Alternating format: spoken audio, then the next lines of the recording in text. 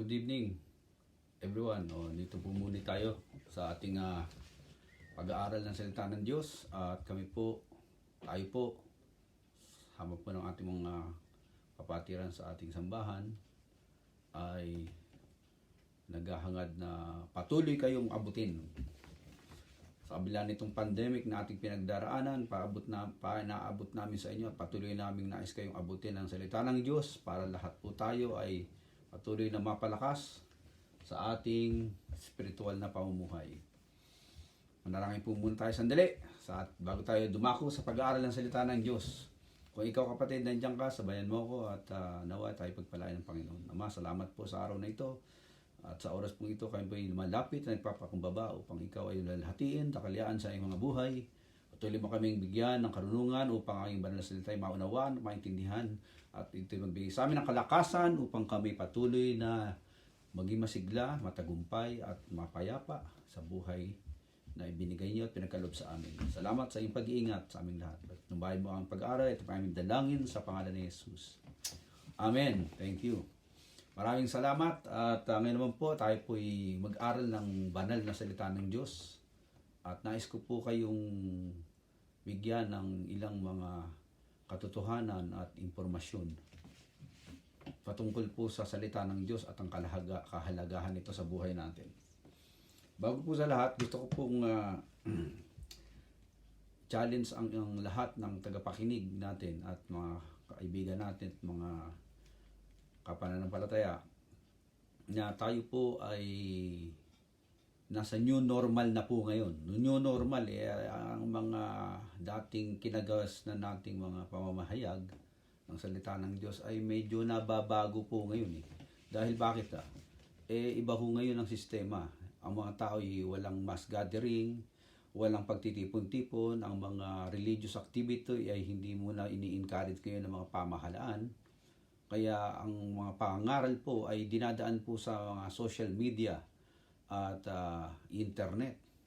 So yan po ang new normal.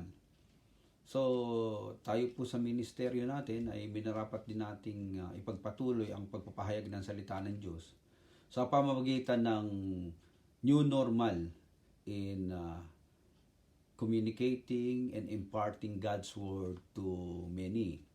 At through internet nga po, ito pong ginagawa natin ay naglagay na rin tayo ng ating YouTube account at sa Facebook account upang ang pagpapatuloy ng kapahayagan ng salita ng Diyos sa ating gawain ay tuloy-tuloy po yan. Para lahat tayong mga gustong makarinig at sumusubaybay at gustong lumago ay makatanggap ng pang-araw-araw na pagkain ng salita ng Diyos. Kaya salamat po at meron tayong ganitong technology na ating ini-enjoy para lahat ay makapakinabang. Salamat at ito pong ating YouTube account na winnersguide.tv. Dito po tayo mag-subscribe at yung ating mga katuruan sa ating gawain ay ipinopost po natin dito at pwede nyo pong ibahagi yan sa inyong makakilala upang sila mabigyan ng kasiglahan at ang mga word of encouragement, instruction from the scriptures so that they will be able to become strong in their faith and in their lives. Sa ating pong pamumuhay, ang salita ng Diyos ay napakahalaga. So, gusto pong magbigay sa inyo ng ilang katuruan. Ang kahalagahan ba ano ba ang kahalagahan ng salita ng Diyos sa buhay ng tao? Scriptures, the Bible.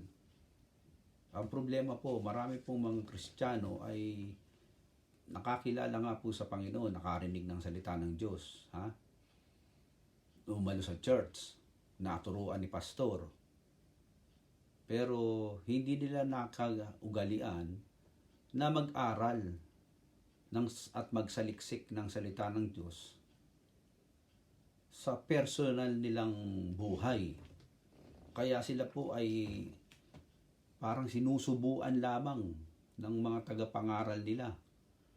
At pag hindi na po sila nakakatanggap ng pangaral, sila po ay wala na hong natatanggap na salita ng Diyos dahil hindi nga po nag-aaral, pinanghihinaan ng pananampalataya. Kaya marami pong Kristiyano ngayon ay matamlay ang pananampalataya. Konting problema lang bumibigay.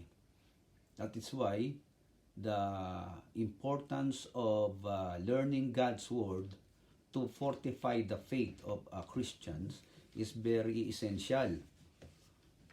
Without feeding yourself of God's Word, you will be weakened. You will be malnourished spiritually speaking. Kung kumakain ka nga ng physical na pagkain, lumalakas ang physical na katawan mo, pero pag ikaw hindi ka naman kumakain ng spiritual na pagkain, which is the Word of God, paano lalakas ang spiritual life mo? Kaya ang mahalaga po ay ang salita ng Diyos, because faith comes from hearing the Word of God. Romans 10:17. Without hearing the Word of God and learning the Word of God and put them into practice, every Christian who would not really do such things will really be too weak to face the battle of this world. Especially sa mundo natin, napakarami pong depression and stresses tayong dinadaanan. Totoong may tribulation, may mga ang problema. Pero ang salita ng Diyos na nagpapalakas sa tao ay siya nating sandigan. Ano po ang kahalagahan ng salita ng Diyos? Bakit ito ay dapat pag-aralan? At bakit ito dapat nating ipamuhay?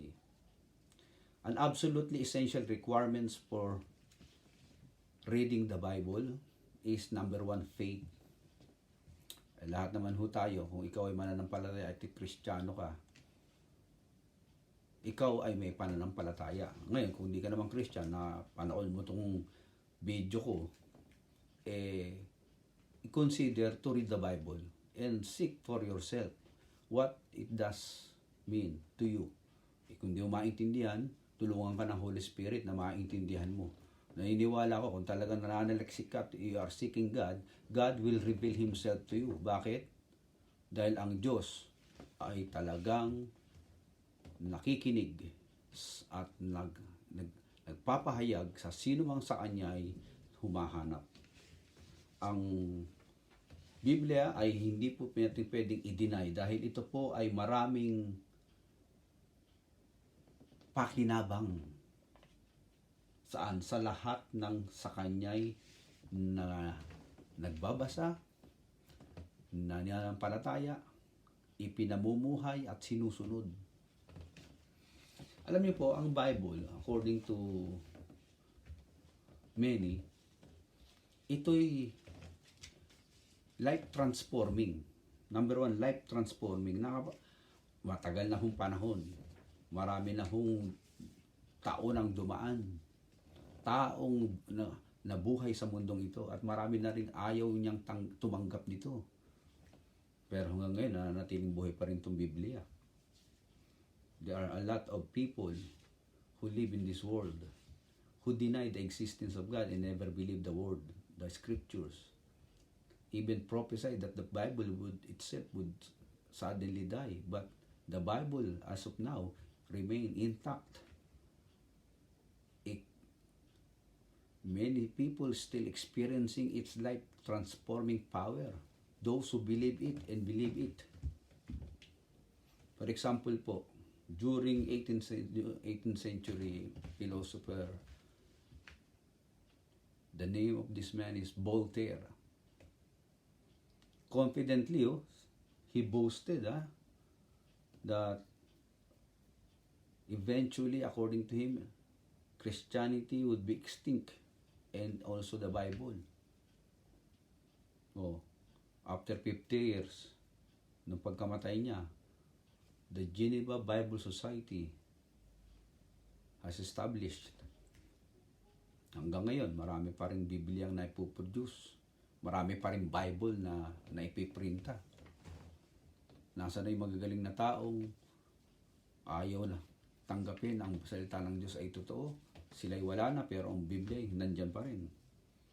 The testimony of great men, napakarami po. That ang papatotoo na ang Biblia ay may kapangyarihan upang baguhin ang tao. We cannot transform society, nations, If we fail to transform people and reaching them and imparting to them the very scriptures that comes from heaven, which is the word of God, that would transform them, society cannot be transformed because primarily people are the one comprises society. We can change philosophy, ideology, political system, economic structure of a nation. If the people's heart is not transformed by God's word, the nation will remain morally bankrupt. And that is why nations of the world, though they are economically strong but morally bankrupt, eventually they fail. It has been written in history time and again. Civilization rises and falls because of moral corruptness.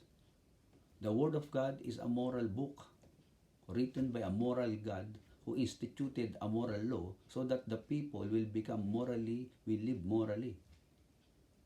Ay maraming legality pero hindi moral. Maraming moral, hindi naman legal. Pero lahat, I would repeat, marami pong legal na bagay, hindi naman moral.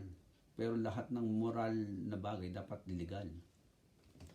Tulad ni Abraham Lincoln, George Washington, Patrick Henry, Andrew Jackson, Queen Victoria, Charles Dickens. Yan po yung mga taong sa kasaysayan na pumatnubay at tinangkilik na ang salita ng Diyos ay buhay at makatotohanan. Sir Isaac Newton, Immanuel Kant, Thomas Huxley, Theodore Roosevelt, Napoleon, Sir William Herschel, Woodrow Wilson.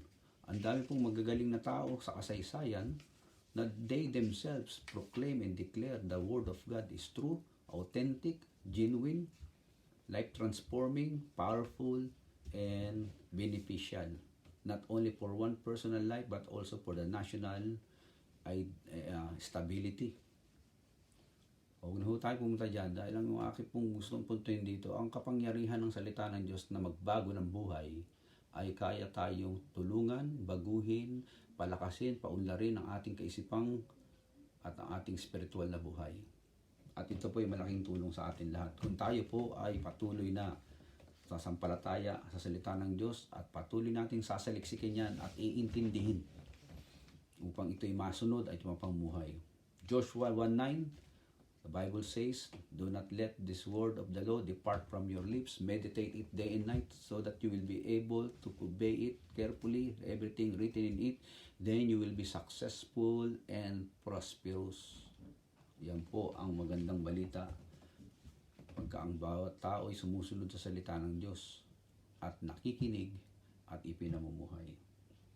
Ang symbol po ng scripture ay malaking bagay po. It symbolizes many things. Pag binabasa niyo po ito po'y parang katulad ng isang salamin. O pag ang salamin ay ginagamit para makita natin kung anong itsura natin. Kung gaano tayo kaganda at gaano tayo kapangit. O pag ikaw ay nagbabasa raw ng salita ng Diyos, para ka lang daw ay tumitingin sa salamin, nakikita mo ang sarili mo. For anyone who is a hearer of the word and not a doer, is like a man who looks at his natural face in a mirror. James 1:23. Ano ba yung mirror? Siyempre, pinapakita yung kakulangan mo sa itsura mo. Sa Word of God, when you read the Word of God, nakikita mo rin yung sarili mo, nare-reflect mo na, kulang ako rito sa standard na to. Sa aking ugali at pagkatao at ang aking pag-isip ay parang hindi yata katulad nito. So, it is like a mirror. Dahil hindi po sinasabi sa Bible, ang Word of God din ay para bang ito'y isang critic mo. Pag sinabing critic tagapuna. Yung tagapuna mo yan. Pinupuna ka eh. Sabi sa Hebreo 4:12, it is a discerner of the thoughts and the intents of the heart. The Word of God is a critic of the thoughts and the intents of the heart. So, babasa niya ang iyong naiisip, ang iyong nalaman ng iyong puso. Kaya marami pag nagbabasa daw sila ng Bible, nakukonsensya sila. Tinatamaan sila. Bakit? Nasisiyasat yung ating puso eh. The Word of God is sharper than a two-edged sword. It penetrates the dividing marrows of bones and marrows. Dividing soul, yung paghihiwalay daw nung kasukasuhan sa anong buto. Ibig sabihin, yung kalaliman ng iniisip ng tao, na-discern niya, na-alam niya. At tayo rin, nalalaman natin kung ano iniisip natin, tayo lang nakakalam nun. Ikaw nag-iisip ka nung iniisip mo sa isip ng tao, ikaw lang nakakaalam ng iniisip mo sa isang taong iniisipan mo, hindi niya alam yun. Bakit? You have your own discerning thoughts. Kaya, it is all a mirror, it is a critic, isa pa, it is a seed. The Word of God is like a seed. Ano yun? Being born again, not of corruptible seed, but incorruptible by the Word of God, which live and abide forever. 1 Peter 1:23. Na yung salita ng Diyos, pag naitanim yan sa puso mo at isip mo, ikaw ay parang natamnan ng isang binhi na eventually yung binhi na yan ay tutubo. Kaya marami pong mga tao na natamnan, nabahagian, nakarinig sila ng salita ng Diyos, kung kanino mang preacher o mangangaral. Yung kanilang puso na natamnan ng salita ng Diyos, sang araw po ay namumunga. Nagkakaroon po ito ng fruition, the production, it produces faith to them that heareth the word of God. Kasi nga parang itong binhi na naitanim sa puso ng tao. Kaya the seed is the word of God. Yan ang ibig sabihin yan. This symbol suggests the generative power of the word. It is a life-giving word. Kaya nagkakaroon po ng buhay ang isang taong nakakarinig ng salita ng Diyos. Hindi lang po buhay na ordinaryong buhay. It is a supernatural life. Isang buhay na makulay, masaya, mahalaga, at ibig sabihin yung buhay na makabuluhan, meaningful. Why? Kasi nga po, ang pananaw po ng isang taong nakakilala sa Diyos sa magitan ng kanyang salita, ay ang kanyang pananaw ngayon ay maka-Diyos na. They look at the world he is living in godly perspective. Iba na ngayon yung kanyang pananaw dahil tinitignan niya yung mga pangyayari ngayon, hindi lang sa pananaw ng tao, kundi sa pananaw ng Diyos. Kaya nagkakaroon po ng kasiglahan at kagaanan ng loob ang isang tao na naging Christian through reading and hearing God's Word and believing it and living it out. Nagkakaroon siya ng kakaibang buhay na ito'y nagiging masagana, masigla, masaya, mapayapa. Dahil maraming promises ang Bible na ikaw na nagbabasa nito, pag naintindihan mo at piniwalaan mo yon, yung peace of God. I hope maintindihan mo to kung hindi ka pa Christian. If you start reading your Bible, if you do have one, yung itong sinasabi kong kapayapaan, kasagana, kagalakan sa Espiritu ay tunay na mararanasan mo. For the kingdom of God is not a matter of eating or drinking, but it's a matter of love, joy, peace, in the Holy Ghost. And the Word of God is the power of the Spirit of God to give you that such kind of emotional stability. Ito po'y pumapayapa sa puso natin. Yan ang binhi na itanim sa iyo, lumalago po yan. Ang Word of God din po ay parang itong tubig na naglilinis sa atin. It cleanses us. Sabi rin sa Ephesians 5:26, that he might sanctify and cleanse it with the washing of the water by the word. Ephesians 5:26. Unto him that loved us and washed us from our sins by his own blood. Revelation 1:15. The word of God is Jesus Christ himself. Siya po yung salita ng Diyos na nagkatawang tao. Kaya nga ang Diyos ay makapangyarihan ho sa lahat. Yung kanyang salita nakasama niya noong simula pa at nung pangwalang hanggan, nagkatawang tao yung salita. Kaya si Jesus Christ is the incarnated Word of God. namuhay, nakahalumilo ng mga apostol noong unang panahon at siya'y nagpakilala. At yung kanyang mga katagang binibitawan ay galing sa nagsugo sa kanya, the Father, which is the source of all things. Pinadala ang Panginoon upang ipakilala kung ano siya at ang taong dinatnan niya rito sa lupa ay nabahagian niya ng salita ng Diyos. Sa magitan ng mga kapahayagang ibinigay sa kanya ng Ama, tinuro sa atin. Ano pa ho? Ang Word of God ay ito'y nagsisimbolo rin ng lamp and a light. Ay, noong unang panahon, wala pa naman tayong mga flashlight noon. Wala pang flashlight, wala pang mga kung ano ng mga light bulb na ganyan. Normally, sila po ay merong lamp, parang isang sulo na dala-dala at dinadaanan nila yung nakikita nila sa magitan ng kanilang ilaw sa kanilang paglalakbay. Yun daw sabi sa Psalms 119 verse 105. The word is a lamp unto my feet and a light unto my path.